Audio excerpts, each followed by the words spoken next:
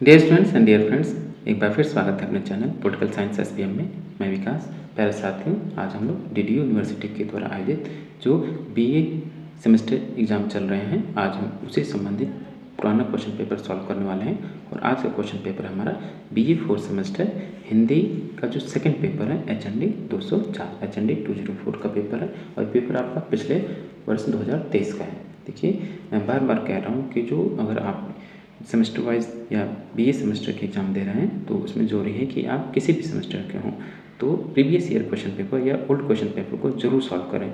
अमूमन 50% क्वेश्चन तो रिपीटेड हो जाते हैं, तो इसको आपको बेहद मतलब कि लाभ ये होगा कि आप मतलब कि एग्ज़ाम में अच्छे मार्क्स के साथ उत्तीर्ण होंगे। उसी में हम लोग प्रयास करते हैं विभिन्न विषयों के जो प्रीवियस ईयर क्वेश्चन पेपर हैं या सॉल्व पेपर या जो मॉडल पेपर हैं, हम लोग उसको आपको अवेलेबल करा रहे हैं ताकि आपकी परीक्षा की तैयारी और बेहतर हो सके और अपनी परीक्षा में अच्छे अंकों के साथ उत्तीर्ण हो सकें। तो जरूरी है, इसके लिए जरूरी है कि आप तो सबसे पहले चैनल को सब्सक्राइब कीजिए और साथ ही बेल आइकन को भी प्रेस कर लीजिए ताकि कोई नई वीडियो अपलोड हो तुरंत आपको खबर लग जाए। और भी एक जरूरी बात, अपने साथ साथ अपने दोस्तों में भी इसको शेयर कीजिए और प्लीज़ वीडियो को लाइक करना ना भूलें। चलिए, HND 204 का पहला क्वेश्चन है BA 4 सेमेस्टर हिंदी का, ये जो सेकंड पेपर है HND 204, ठीक, और 2023 का पेपर है ये और आपका एग्ज़ाम होने वाला है। तो उसके लिए जरूरी है कि आप इसको अच्छे से प्रैक्टिस करें ताकि आप एग्ज़ाम में अच्छे मार्क्स के साथ उत्तीर्ण हो सकें। चलिए, पहला क्वेश्चन है, संस्कृति का अंग है क्या? रीति रिवाज, धर्म या जाति, वेशभूषा, खान पान, रिश्ते नाते, उपरोक्त सभी। संस्कृत का अंग क्या है? उपरोक्त सभी होंगे, यानी रीति रिवाज, धर्म, जाति, वेशभूषा, खान पान और रिश्ते नाते सब संस्कृति के अंग हैं। तो ऑप्शन डी राइट आंसर होगा, उपरोक्त सभी। क्वेश्चन नंबर 2 है, अनुवाद होता है लक्ष्य भाषा का, स्रोत भाषा का, मातृभाषा का या इनमें से कोई नहीं। तो अनुवाद हमेशा स्रोत भाषा का होता है, तो बी राइट आंसर होगा। क्वेश्चन नंबर 3 है, विश्व संस्कृति के आंतरिक संवाद का हिस्सा है सभ्यता, भाषा, अनुवाद, इनमें से कोई नहीं। तो विश्व संस्कृति के आंतरिक संवाद का हिस्सा आपका अनुवाद है, तो सी राइट आंसर होगा। क्वेश्चन नंबर 4, अनुवाद की महत्वपूर्ण भूमिका होती है सामाजिक विकास में, सांस्कृतिक विकास में, ज्ञान के विकास में, उपरोक्त सभी में। तो अनुवाद की जो महत्वपूर्ण भूमिका है सामाजिक विकास में भी है, सांस्कृतिक विकास में भी है और ज्ञान के विकास में भी है। तो ऑप्शन डी राइट आंसर होगा, उपयुक्त सभी, डी राइट आंसर होगा। क्वेश्चन नंबर 5 है, अनुवाद की प्रक्रिया में न्यूनतम भाषाएं शामिल होती हैं 2, 4, 6 या 8। तो न्यूनतम 2 भाषाएं शामिल होती हैं। क्वेश्चन नंबर 6 है कि अनुवादक को अच्छी जानकारी के लिए क्या होनी चाहिए उसके पास? तो स्रोत व लक्ष्य भाषा की जानकारी, कम से कम 2 भाषाओं की जानकारी, अपनी मातृभाषा की, मूल पाठ से भाषा की, ठीक। तो अनुवादक को अच्छी जानकारी किसकी होनी चाहिए? तो स्रोत भाषा और लक्ष्य भाषा की अच्छी जानकारी होनी चाहिए जो अनुवादक है। तो ऑप्शन ए राइट आंसर होगा। क्वेश्चन नंबर 7 है, बहुभाषिक समाज का उपयुक्त उदाहरण है जर्मनी, फ्रांस, चीन या भारत। तो बहुभाषिक समाज का उपयुक्त उदाहरण आपका भारत है, आपका देश भारत है, तो डी राइट आंसर होगा। क्वेश्चन नंबर 8, बहुभाषिक समाज की सहज आवश्यकता होती है मातृभाषा की, अंग्रेजी भाषा की, संपर्क भाषा की, इनमें से कोई नहीं। तो बहुभाषिक समाज की सहज आवश्यकता संपर्क भाषा की होती है, तो सी राइट आंसर होगा। क्वेश्चन नंबर 9 है कि बहुभाषिक समाज में अनुवाद के क्षेत्र हैं कौन कौन से? दैनिक जीवन व्यवहार, विज्ञापन, शिक्षा, पर्यटन, सांस्कृतिक कार्यकलाप या उपरोक्त सभी। तो बहुभाषिक समाज में अनुवाद के जो क्षेत्र हैं ए भी होगा, बी भी होगा, सी भी होगा, यानी डी राइट आंसर होगा, उपरोक्त सभी। क्वेश्चन नंबर 10 है, अनुवाद समाज, संस्कृति व भाषा को कमजोर करता है, समृद्ध करता है, उदार बनाता है या बी व सी दोनों। तो अनुवाद समाज व संस्कृति व भाषा को समृद्ध करता है और उदार भी बनाता है, इसलिए डी राइट आंसर होगा, बी व सी दोनों। क्वेश्चन नंबर 11 है, रेनेसां यानी नवजागरण की चेतना के प्रसार में किसकी भूमिका नहीं है? अनुवाद की, साहित्य की, ज्ञान विज्ञान की, उपयुक्त सभी की। तो रेनेसां नवजागरण की चेतना में प्रसार किसकी भूमिका नहीं है? तो ज्ञान विज्ञान की नहीं है, तो ऑप्शन सी राइट आंसर होगा। क्वेश्चन नंबर 12 है, अनुवाद जोड़ता है किसको? बहुभाषिक समाज को, भिन्न संस्कृतियों को या भिन्न भाषा को या उपयुक्त सभी को।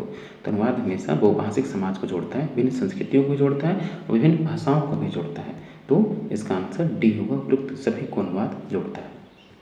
क्वेश्चन नंबर 13 है कि अनुवाद एक ऐसी प्रक्रिया है जिसमें एक भाषा को दूसरी भाषा में व्यक्त किया जाता है। स्रोत भाषा के विचार को, स्रोत भाषा के भाव व बिंबों को और स्रोत भाषा की अर्ध छवियों को। तो इसका राइट आंसर होगा ऑप्शन डी, उपयुक्त सभी को। डी राइट आंसर होगा। क्वेश्चन नंबर 14 है पुनरीक्षण हेतु उपयुक्त माना जाता है किसको?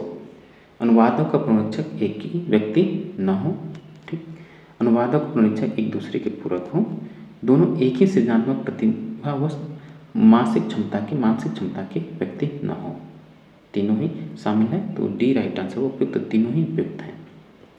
क्वेश्चन नंबर 15 सृजनात्मक साहित्य के अनुवाद में अनुवादक और पुनरीक्षक का एक जैसा न होना अनपेक्षित है, अपेक्षित है, कह नहीं सकते हैं, इनमें से कोई नहीं।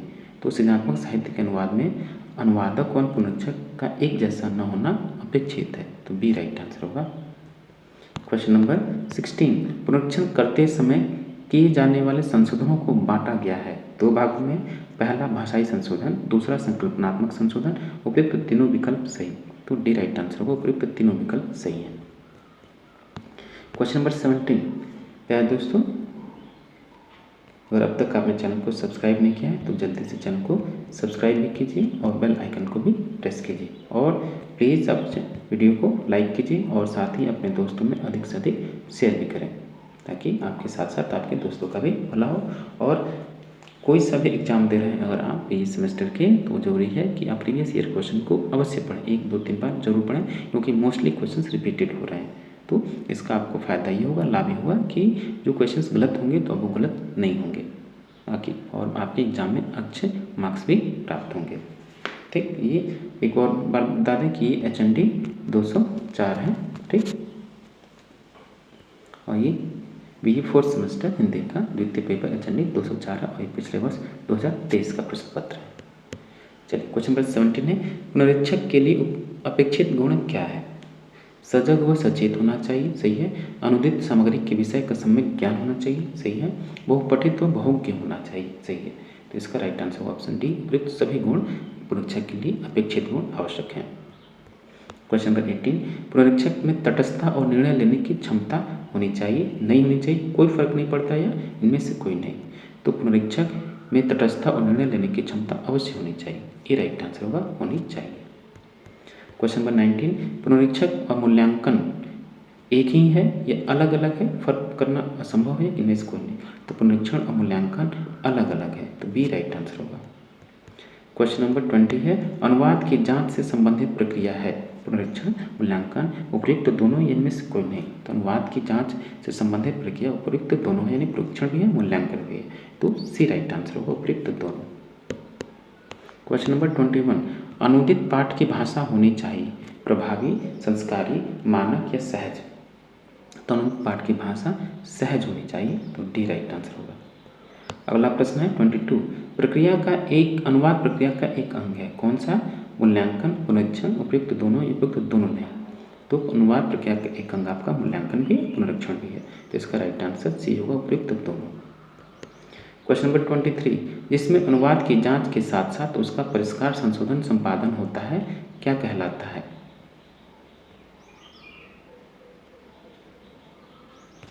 पुनरीक्षण, मूल्यांकन, समीक्षा, उपयुक्त सभी।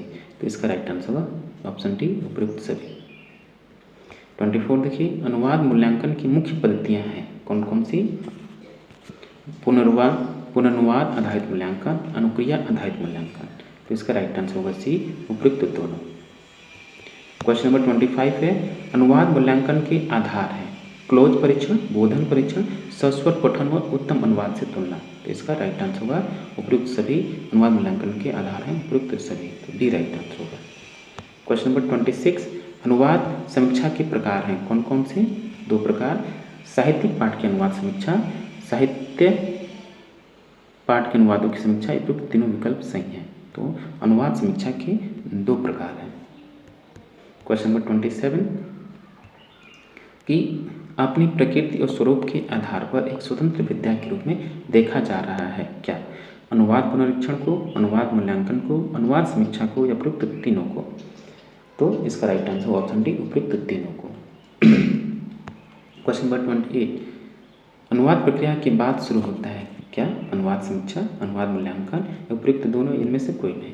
तो अनुवाद प्रक्रिया के बाद अनुवाद समीक्षा शुरू होता है और अनुवाद मूल्यांकन शुरू होता है, तो इसका राइट आंसर होगा सी, उपयुक्त दोनों। क्वेश्चन नंबर 29, अनुवाद समीक्षा के लिए अंग्रेजी में प्रयुक्त शब्द कौन सा है? Quality assessment, criticism and review, evaluation या उपयुक्त सभी। तो अनुवाद समीक्षा के लिए अंग्रेजी में जो प्रयुक्त शब्द है क्रिटिसिज्म एंड रिव्यू है, तो ऑप्शन बी राइट आंसर होगा।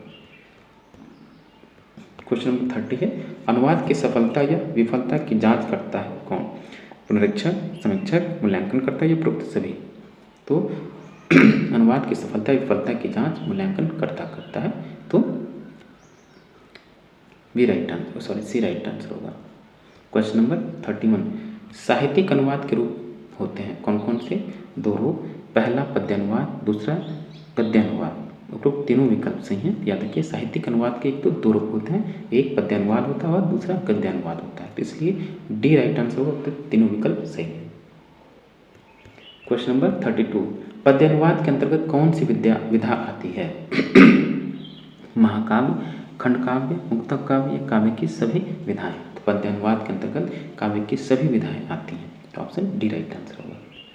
क्वेश्चन नंबर 33, अनुवाद की सृजनात्मकता और रचनाशीलता की महत्वपूर्ण कसौटी है कौन कौन सी? सामाजिक अनुवाद, विधिक अनुवाद, साहित्यिक अनुवाद या उपरोक्त सभी। 33 का राइट आंसर होगा ऑप्शन डी, उपरोक्त सभी। रेत की समाधि के रचनाकार का क्या नाम है? बेहद महत्वपूर्ण रचना है ये।